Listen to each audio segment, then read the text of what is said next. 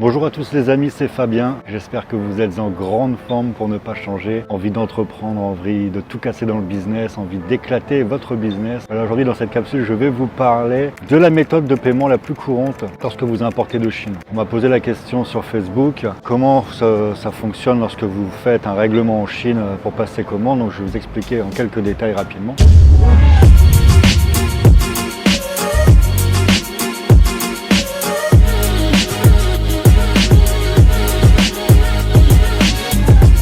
Alors, il y a plusieurs méthodes de paiement pour acheter de la marchandise en Chine, mais aujourd'hui on va se concentrer sur le TT, le Bank of Transfer, le transfert bancaire, moyen de paiement le plus couramment utilisé tout simplement en Chine. Vous avez sélectionné votre marchandise, votre fournisseur vous a envoyé ce que l'on appelle la Proforma Invoice, et pour valider votre commande, pour lancer la commande, vous allez devoir faire ce que l'on appelle le deposit, un dépôt. Généralement votre fournisseur vous demande 30%. La majeure partie des fournisseurs en Chine vont vous demander 30% pour lancer la fabrication. Alors c'est négociable, hein. Vous pouvez bien sûr, si vous êtes en trésor courte, si vous voulez négocier, vous pouvez descendre à 20%. Le but tout simplement, ça j'espère que vous l'avez compris, c'est d'éloigner le plus possible les règlements de votre fournisseur. Dans le business, c'est la chose la plus importante.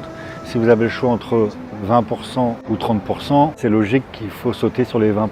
Vous avez 10% d'économiser qui vont vous permettre de travailler dans le business pendant les mois qui vont nécessiter la préparation de la commande. Une fois que vous avez réglé, c'est 30%. Votre fabricant va pouvoir démarrer la fabrication. Qu'est-ce qu'il se passe ensuite? Une fois que la fabrication est effectuée, que la marchandise est expédiée et mise dans le conteneur, elle est enlevée par votre transitaire, généralement votre fabricant vous demande de régler les 70% pour obtenir les documents. Je vous fais ça rapidement, je vous explique. Vous réglez 30%, votre fabricant lance la commande, il fabrique la commande. Une fois que la commande est mise dans le container, est expédiée, votre fournisseur vous demande de payer la balance afin de recevoir les documents qui vont vous servir à dédouaner votre marchandise. Les points importants les amis dans ce type de règlement, premièrement, mettre noir sur blanc au délai de fabrication. Parce qu'il faut savoir que parfois avec des fabricants en Chine, ça peut aller du simple au double. Vous pouvez avoir parfois entre le déposit et l'expédition de la marchandise 3 mois, 4 mois. J'ai déjà vu entre le déposit et la livraison 6 mois d'attente. Donc c'est assez long.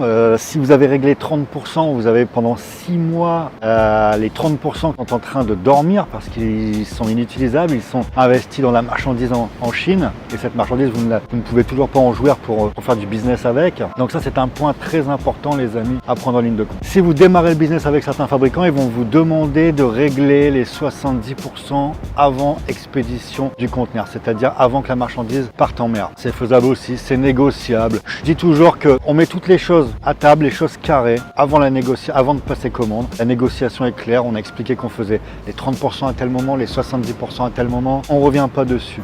C'est comme ça, on s'est mis d'accord. Par contre, si votre fabricant ne vous connaît pas et qu'il n'est pas chaud, il vous demande tout simplement de régler avant parce que c'est la première commande. Donc voilà, il faut être aussi souple, il faut le comprendre. Ce sont les aléas et les règles du business. Il faut travailler en confiance et parfois ça prend un peu de temps. Qu'est-ce que je peux vous ajouter à la chose? Régler les 70% à temps parce que vous pouvez avoir le risque que votre conteneur reste hacké parce que vous n'avez pas les documents pour dédouaner la marchandise. Et un conteneur hacké, c'est 50 € par jour. Donc si vous perdez 5, 6 ou une semaine, je vous laisse faire le calcul. Donc il faut vraiment être carré dans le timing, il faut clarifier les choses avant de vous lancer dans le business, avant de lancer la commande, et puis tout va bien se passer. Voilà, c'était Fabien Dessin, une capsule sur les règlements en Asie. Si vous avez des questions, commentaires, je compte sur vous pour un petit pouce bleu, un partage, et n'hésitez pas à commenter si vous avez des idées de capsules pour le futur. À bientôt les amis. Love me, she do. Let me fly away with you.